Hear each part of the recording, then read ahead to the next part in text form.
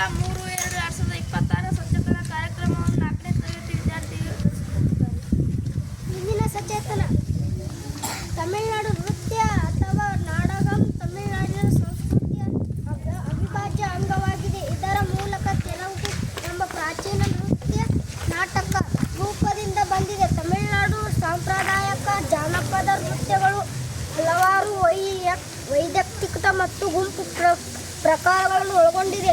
ಅವುಗಳಲ್ಲಿ ಕೆಲವು ಈಗ ಅವುಗಳ ಪರಂಪರೆಗಾಗಿ ಅವುಗಳಲ್ಲಿ ಕೆಲವು ಈಗ ಮಾತ್ರವಲ್ಲದೆ ಅವುಗಳ ಮನರಂಜನೆ ಅವಕಾಶಕ್ಕಾಗಿ ಅಭ್ಯಾಸ ಮಾಡುತ್ತವೆ.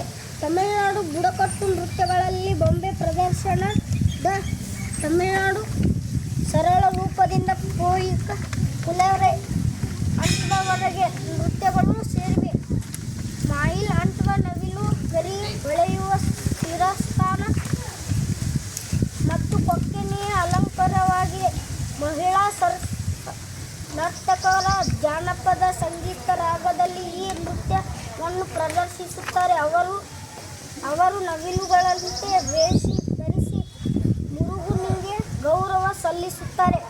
ಭರತನಾಟ್ಯ ಮಹಿಳೆಯರು ಮಾತ್ರ ಪ್ರದರ್ಶಿಸುವ ನೃತ್ಯವಾದಗಳ ಮತ್ತು